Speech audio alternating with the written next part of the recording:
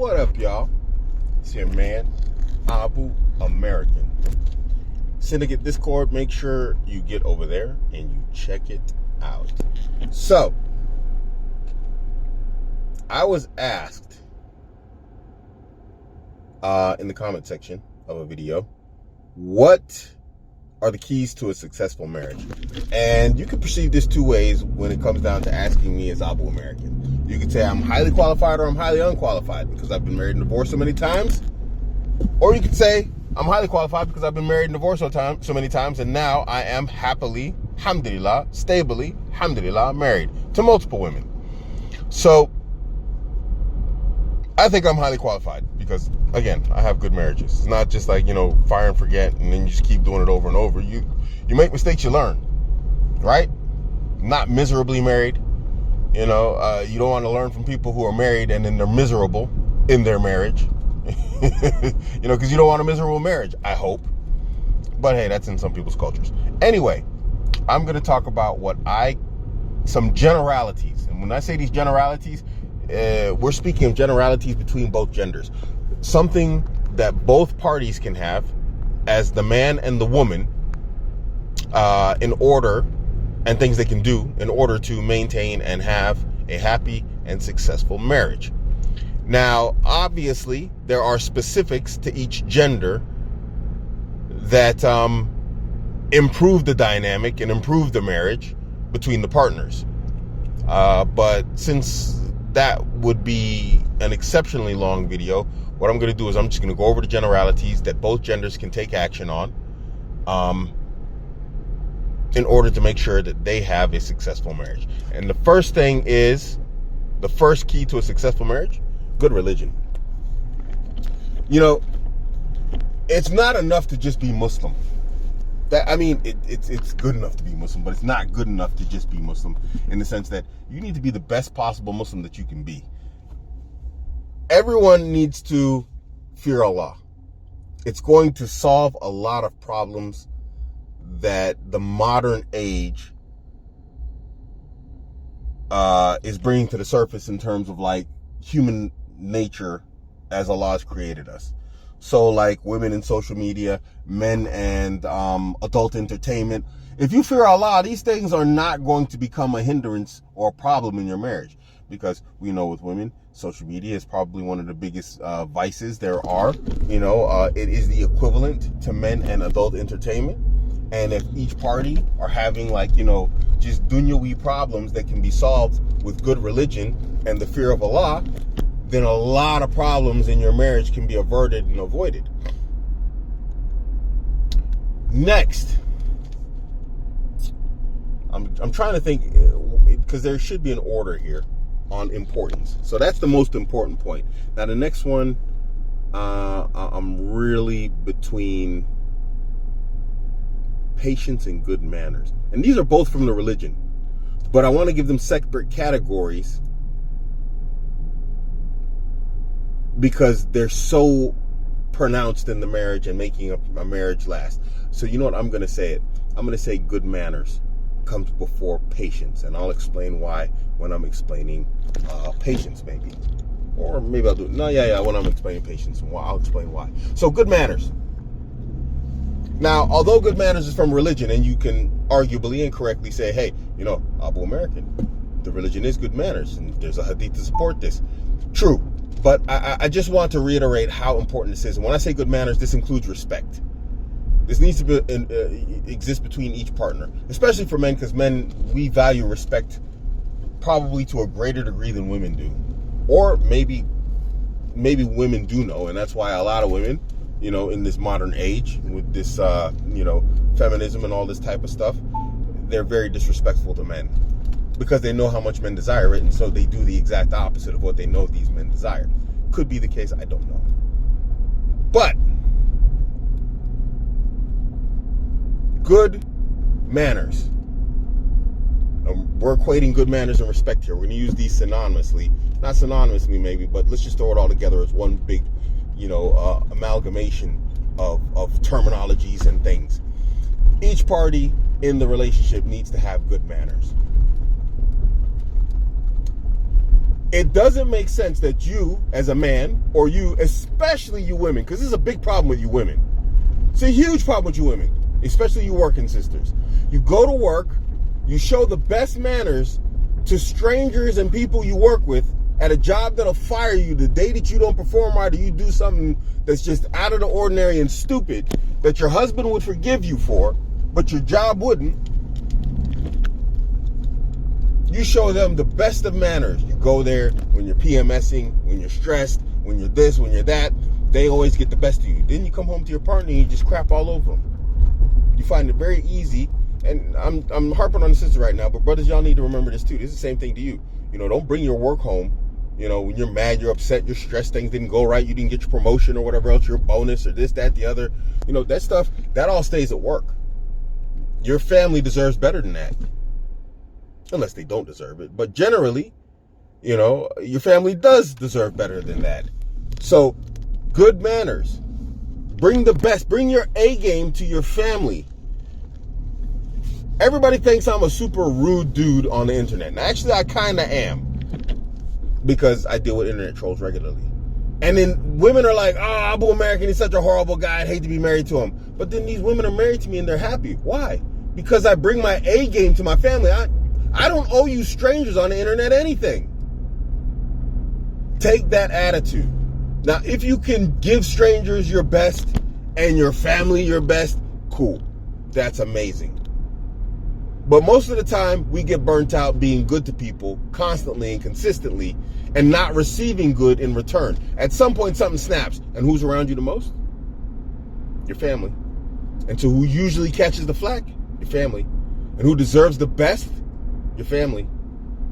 Some of you sisters out here got great men. You got great men. Maybe he's lacking in some areas, the bedroom here, that, the other, whatever else. But the guy does his best for you. And you'll completely dump on him. For dudes that just, they just want to get your clothes off. And in your mind, some of you, you're like, hey, that's cool.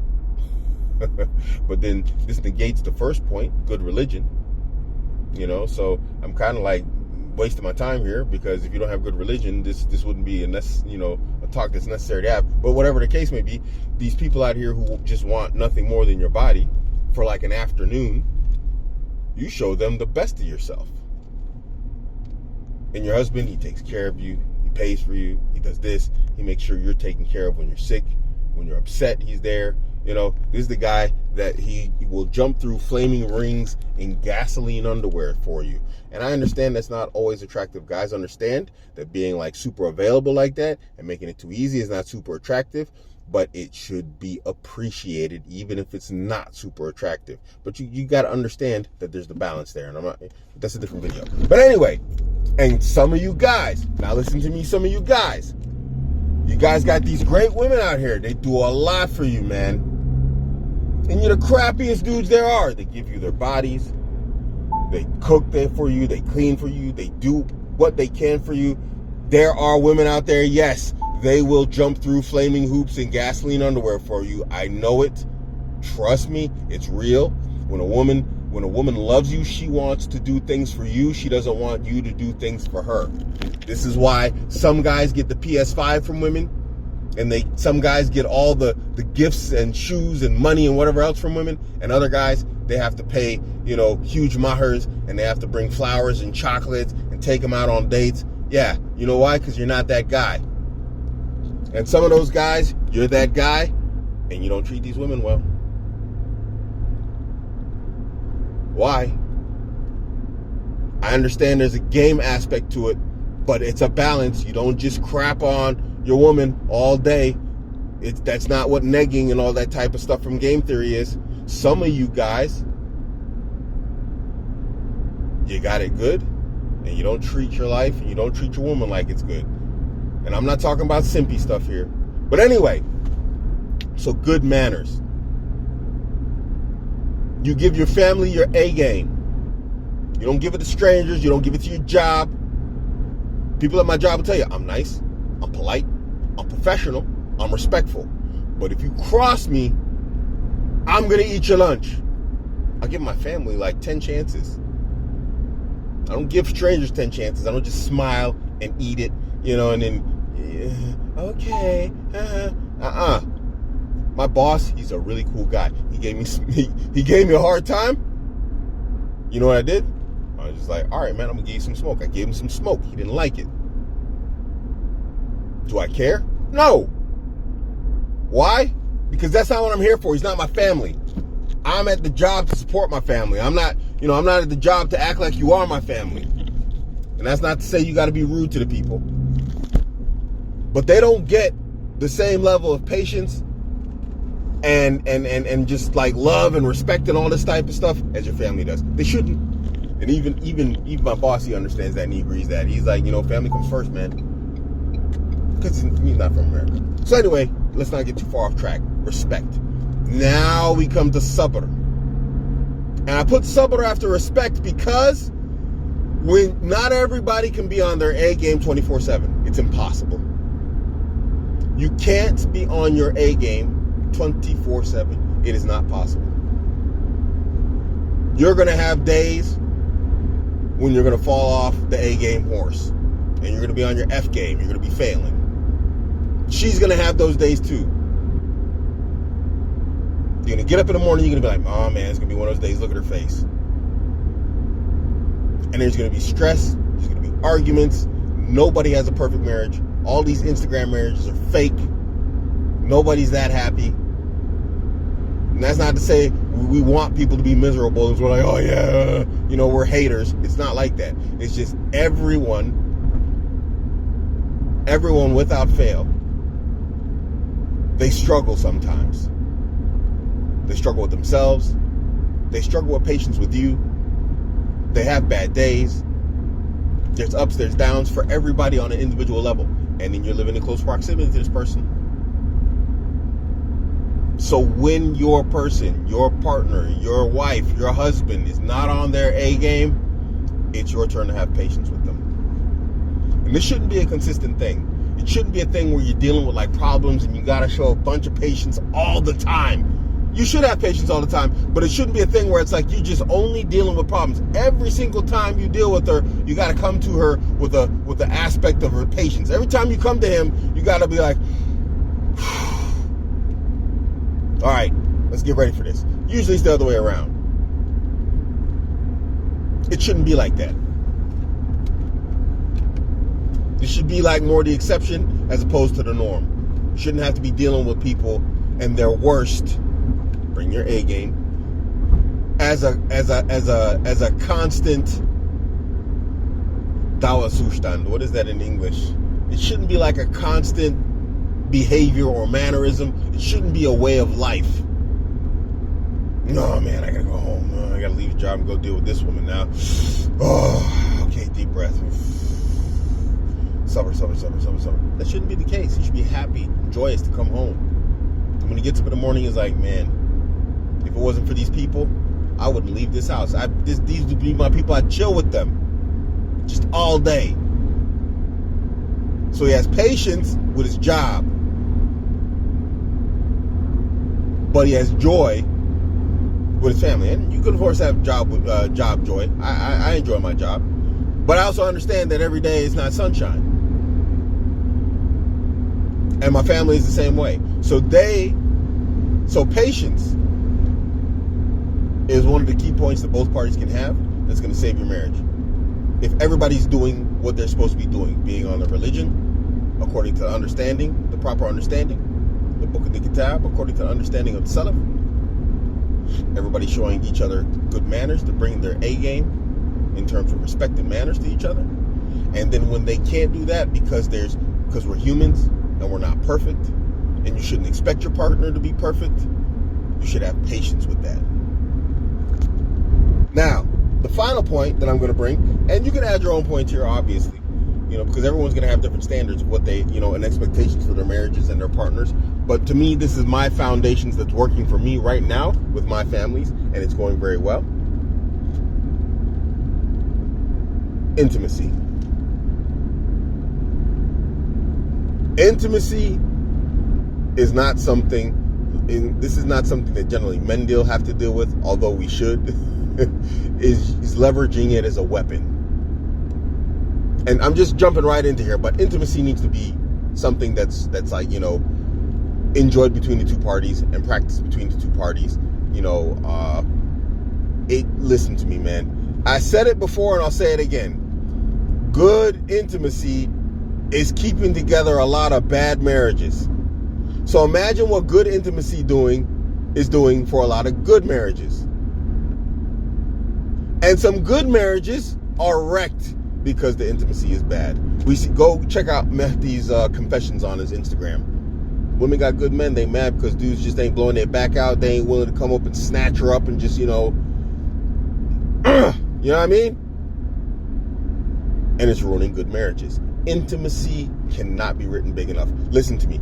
There's nothing wrong with a woman who wants to get down a lot often. She wants to get down and dirty with you. That's not a bad thing. She held on to it. She kept it in her pants. She kept the legs closed until she got married to you. Let her have it. Don't judge her. I talk about this in the whatchamacallit, in my intimacy guide that I'm writing. I talk about this. Speed camera. You guys ain't gonna get me. You shouldn't judge her for it.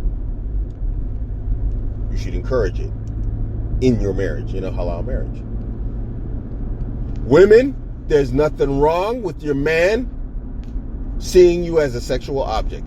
It's not the only thing he sees you as. He obviously loves you. He married you. But a lot of you women are confused. A lot of y'all are crazy. Y'all are nuts. I'm going to say it right off the rip. Y'all are nuts. A lot of you. I don't want to be objectified. Okay. Well, that's the nature of male sexuality. There's a lot of objectification. It's a whole lot. We're visual creatures.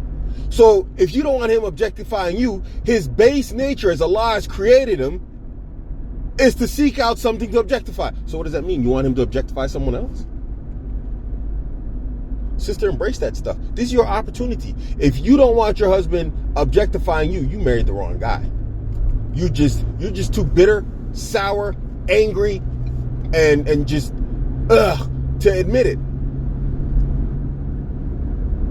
That this guy, I don't want him looking at me like that. Well, why'd you marry him?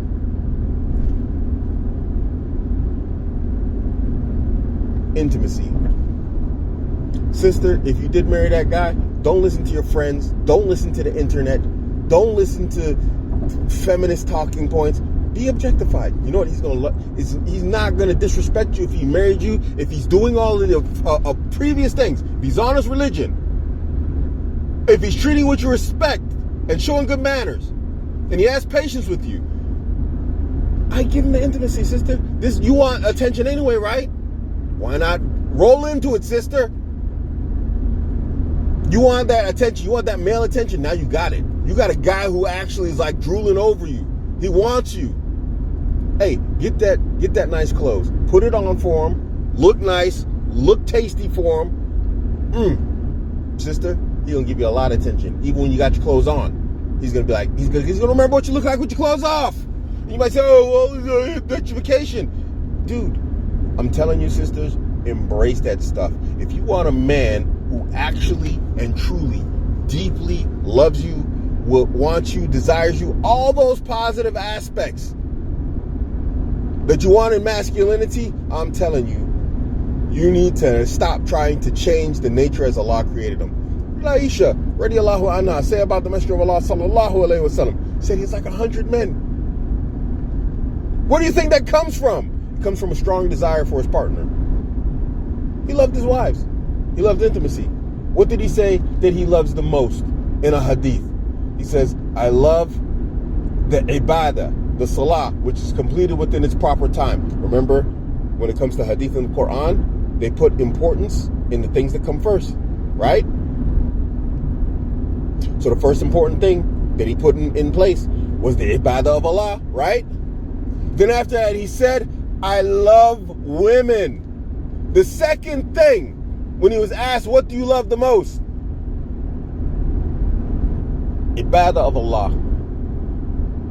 Women, and then the fine smelling oils, the attar, the ouds, and all these different fine smelling oils. These are the things that he loved the most. You gonna say he's objectifying women because he loves them? You think he just loves them just because they're women?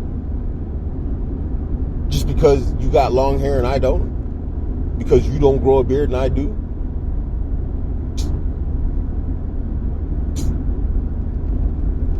So intimacy. Intimacy is a very important point that cannot be overlooked. Its importance. Good intimacy can save your bad marriage until you figure it out. It's actually like it's a buffer to divorce. I kept some bad marriages, horrible marriages together just from simply just blowing girls back out like I was a porn star. I could give you names. I think guys can figure it out from here. But I eventually had to let some of these women go. Because for me, that's not enough. Now I'm like, okay, I need you to respond in a particular way, aka good religion. And they wouldn't. And I gave them patience. I showed them sabr. I showed them good manners and good intimacy. And they didn't respond. So I did my part. And then what I needed was somebody who reciprocated. And so when you find those people, and this is part of vetting, this is where you have to vet. This is where you got to find, vetting starts. What do you start with? You start with the religion, right? Then what do we say in the vetting guide? Look at the relationships she has with the men in her lives. Look at her social media. You're going to learn a lot about these women. And then, that's for a man. Women, obviously, you're going to have to use different criteria. Use your wali. Then you can go from there and you can build relationships with these women or these men that's going to be good, strong, and lasting, inshallah. And with that combination of things, shortcomings in other areas can be made buffered. Not the buffered. I've been speaking German so much I'm forgetting English words because I go from like a German relationship to an English one, and a German one to English one. Then I work in a German environment. Man, my English is slipping.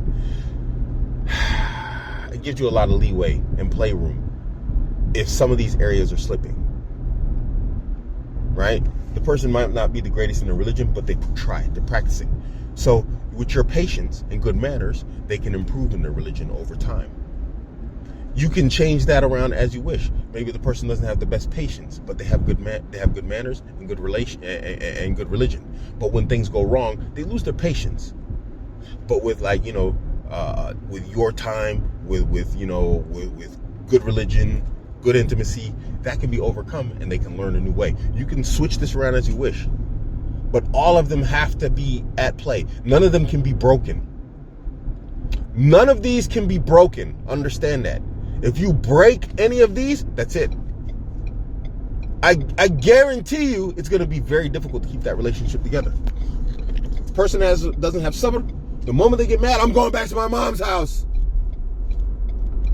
The moment they lose sabr, talak, sister.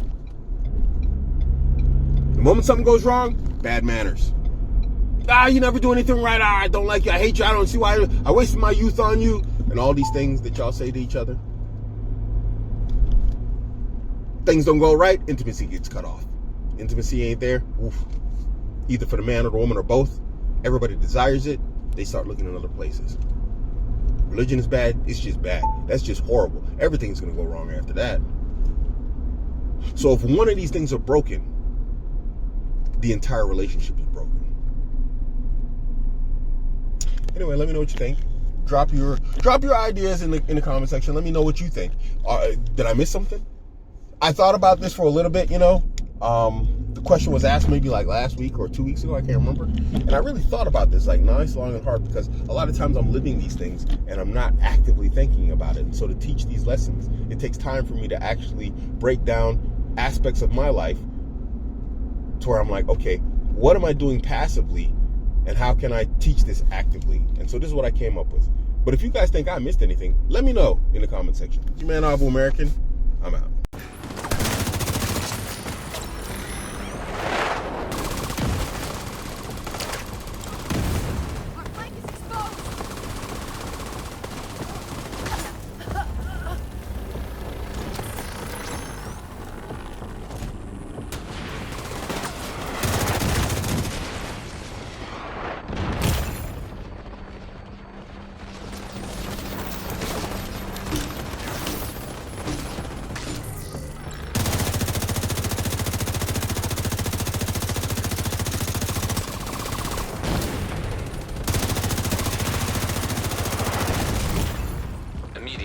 assistance needed. Round on hostile.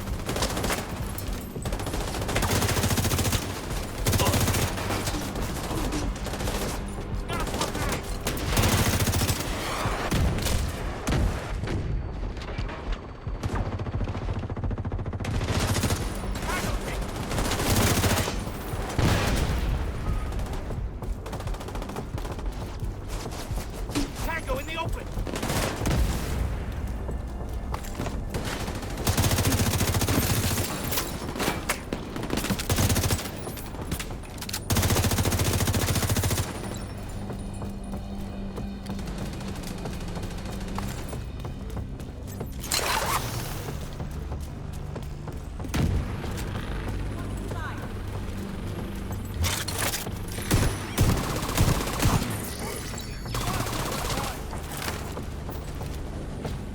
Taking fire from a drone.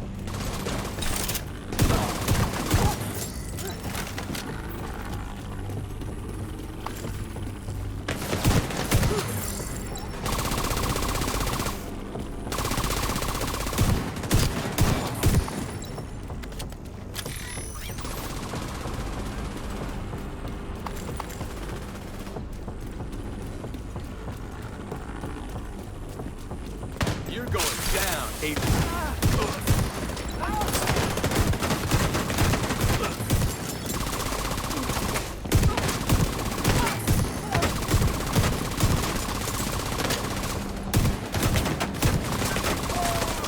I'm gonna need a new vest.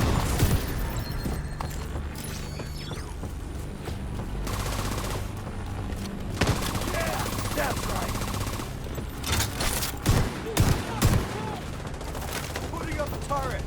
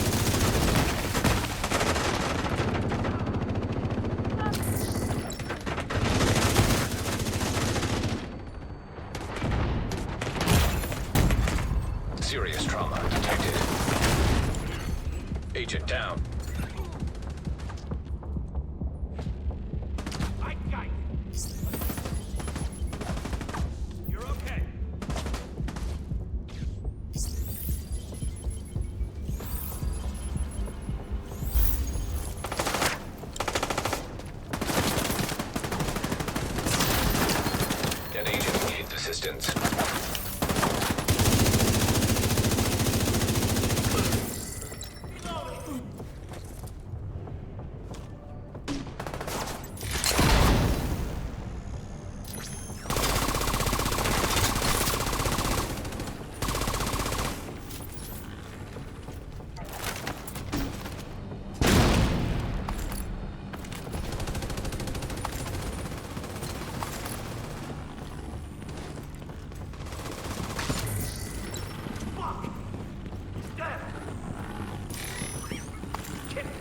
The wrong cover.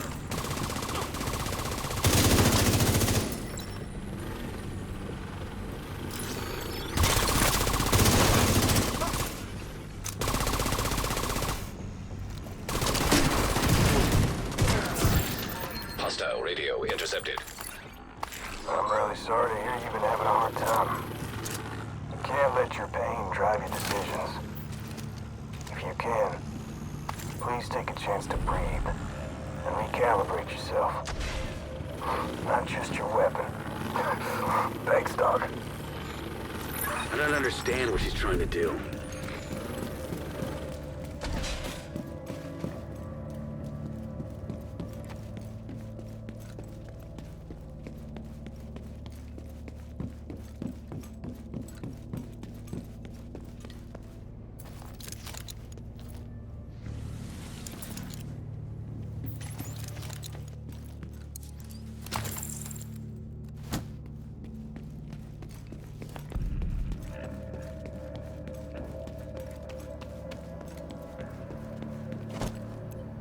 Thought I saw something. It was a pack of dogs. Holy shit!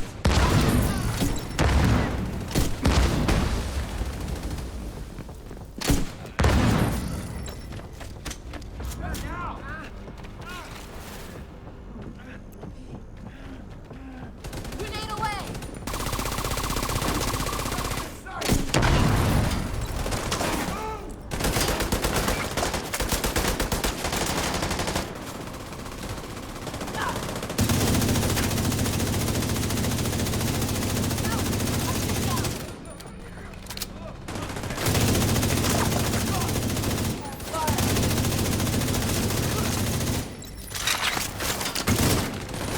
Tossing a frag!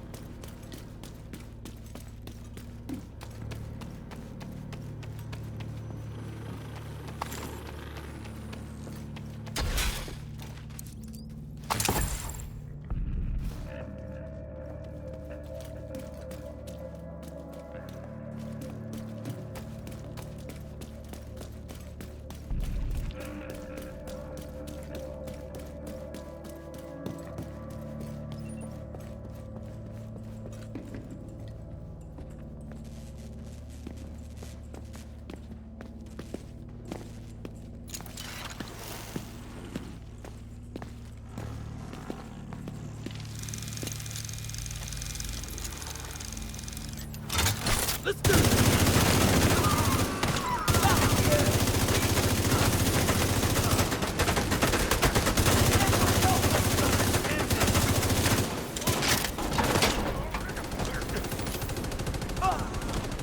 Eat this!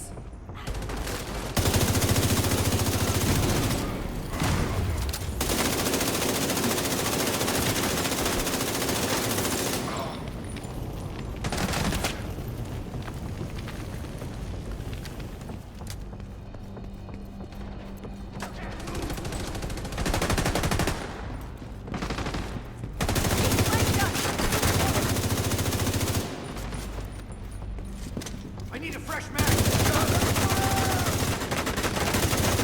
Get round.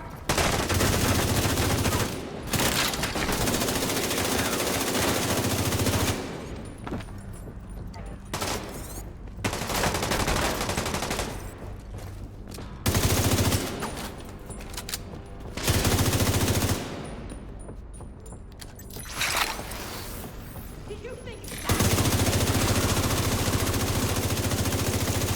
Help out!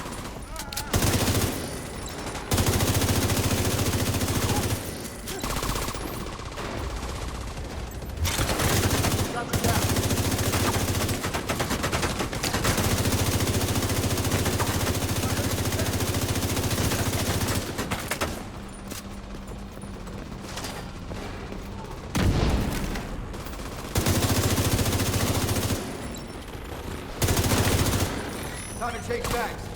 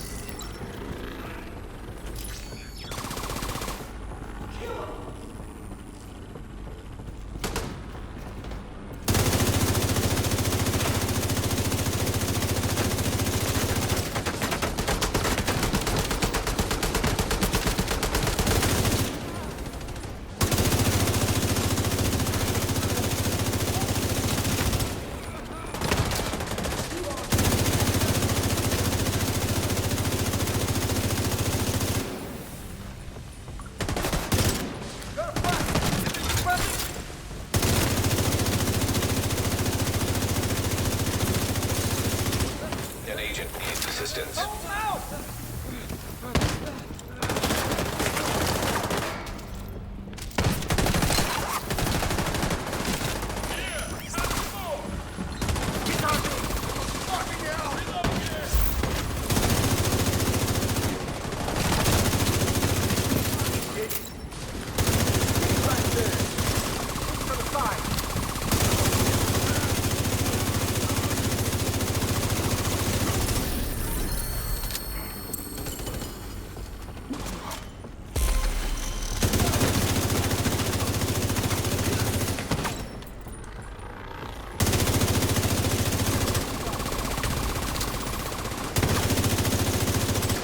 We've got Doc Billings.